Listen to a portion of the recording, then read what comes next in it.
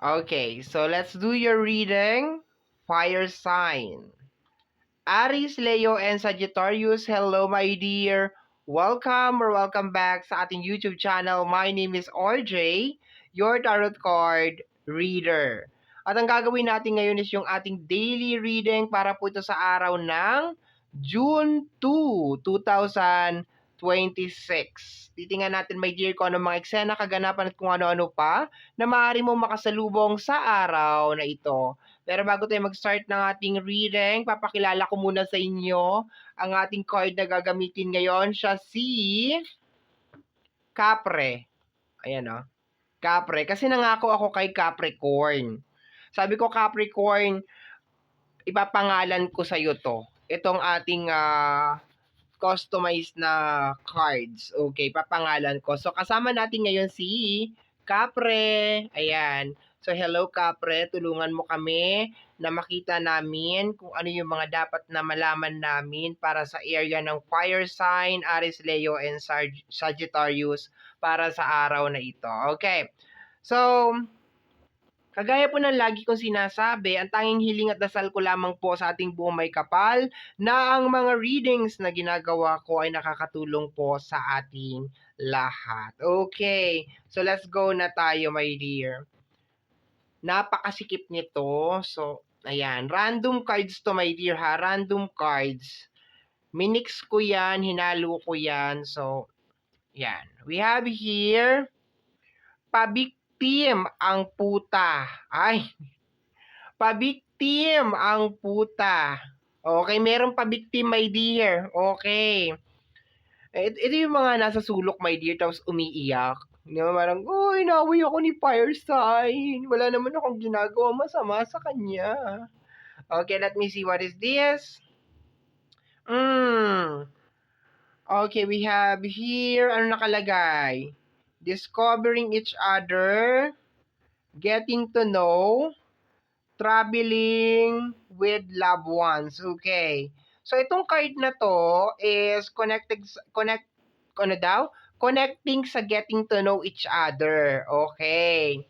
So siguro nandun pa lang, hindi mo talaga masyadong kilala siguro tong tao na to, my dear. Nandun pa lang siguro kayo sa moment na parang siguro 'di ba, nagge-getting to know each other kayo.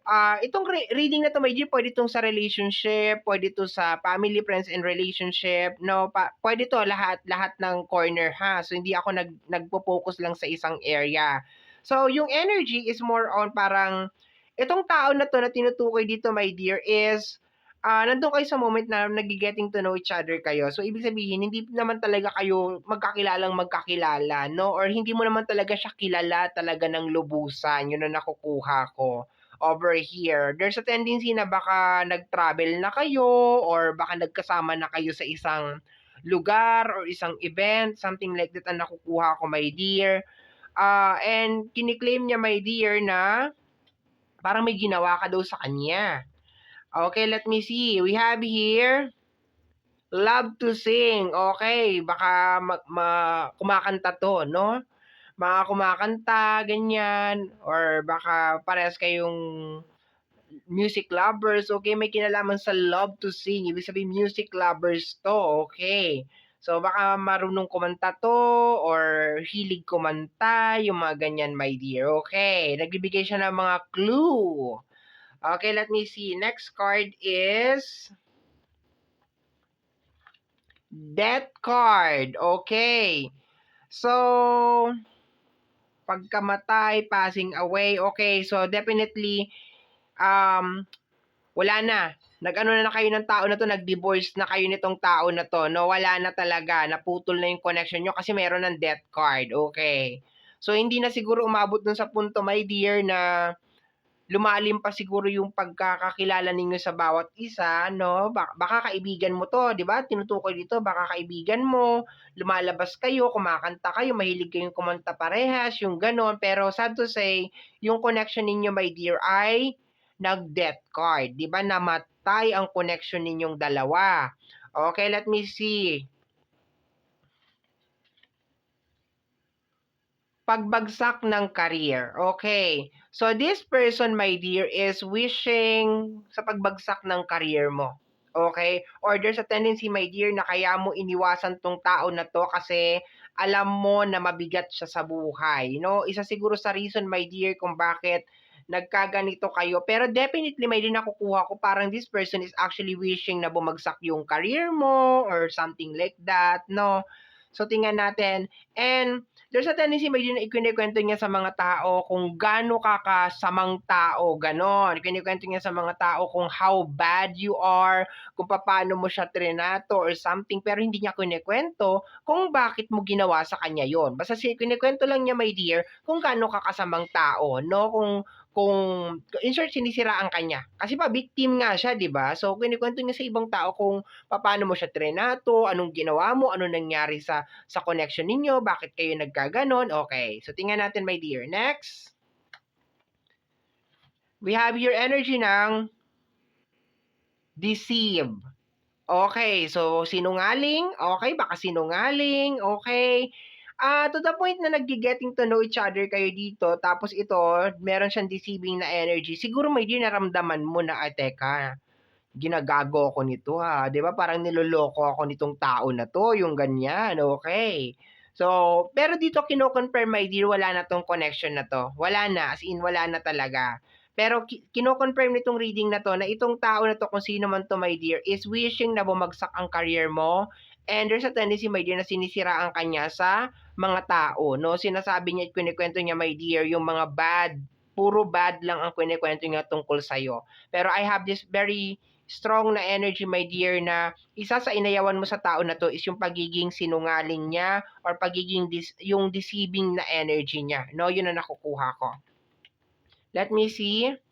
We have here, playboy, bad boy. Okay, maybe playboy siya or bad boy siya, okay. Normally talaga 'pag playboy, 'di ba, bad boy may pagkasinungaling talaga 'yan. Sasabihin, "Oh, saan ka pumunta? Sinong kasama mo?" "Ay wala akong kasama."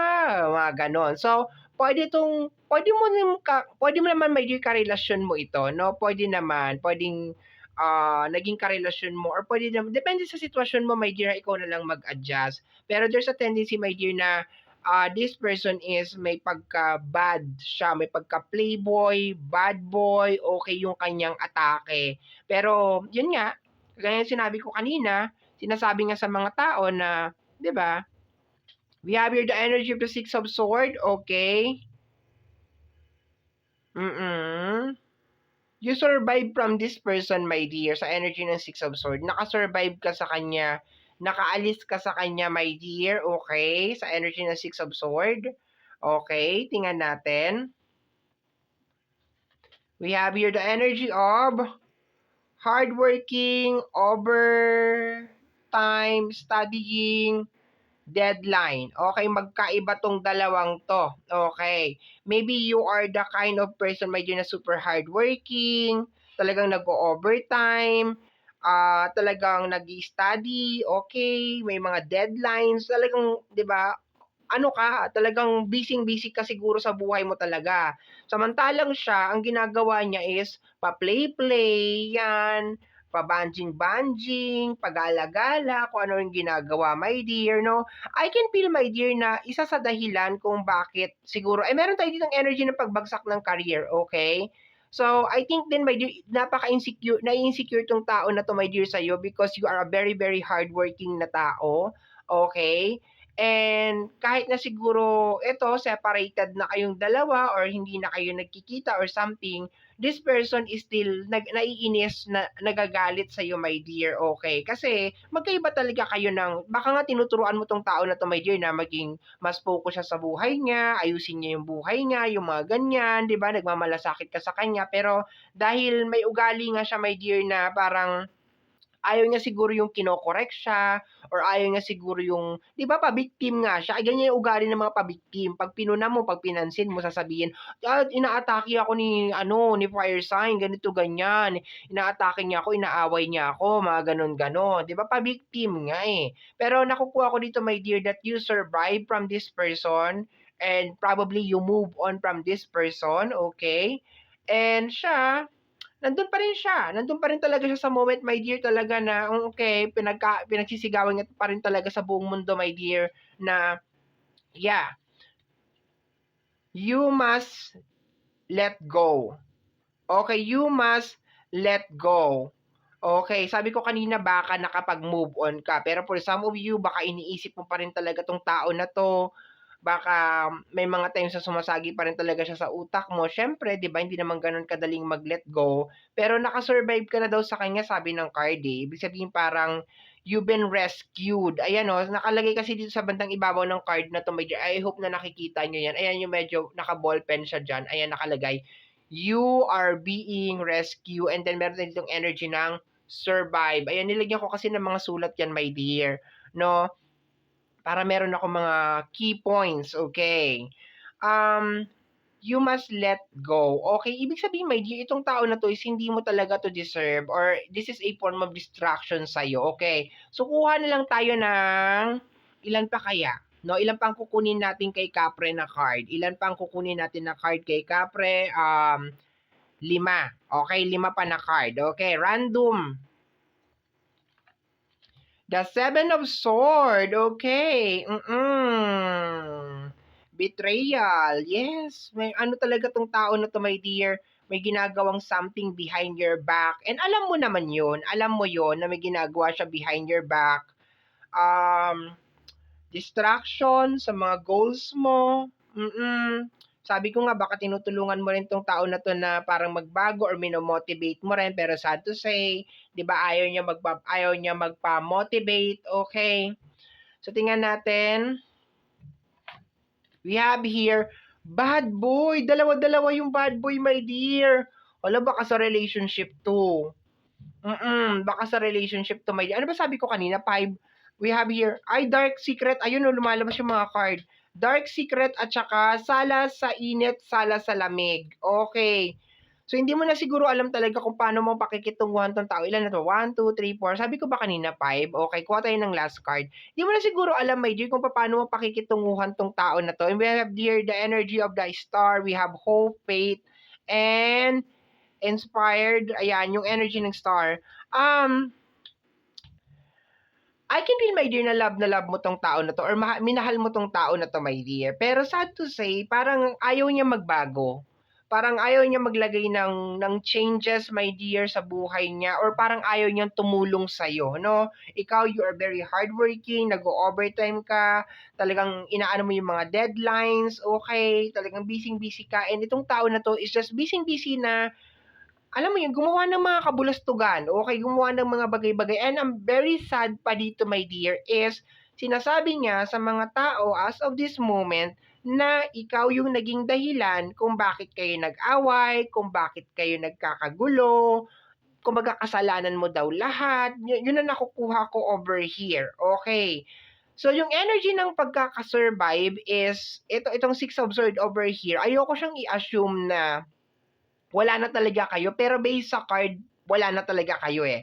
Pero pwede din naman, my dear, na sa araw na to, meron tayong energy ng star. Si star is energy din to ng spiritual awakening or parang spirit guide, okay? So, probably, my dear, sa araw na to, nare-realize mo rin, my dear, na kung hindi pa to nangyayari, kung hindi pa kayo hiwalay, possible, my dear, na sa araw na to, nare-realize mo na hindi mo deserve tong tao na to. Parang, okay, wala na, suko ka na, iba kayong energy ng death card is energy ng pagsuko, okay.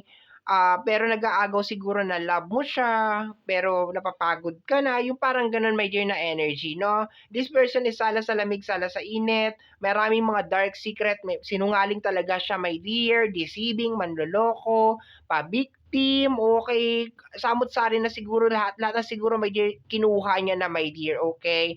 Pero sinasabi din kasi dito ng card na parang hindi mo pa rin talaga siya lubusan na kilala, my dear. Okay. So, ang lungkot naman ng reading natin ngayon, my dear fire sign. Okay. So, my dear, yan ang nasagap natin na message energy para sa araw na ito, June 2, 2026. Galing yan kay Kapre. Okay. So, my dear, kagaya po ng lagi kong sinasabi, my dear, na sana yung mga readings na ginagawa ko ay nakakatulong at tanging hiling at dasal ko po sa ating buong may kapal na yung mga readings na ginagawa ko ay nakakatulong po sa ating lahat. Okay? So, maraming salamat po. Thank you, my dear. Bye-bye!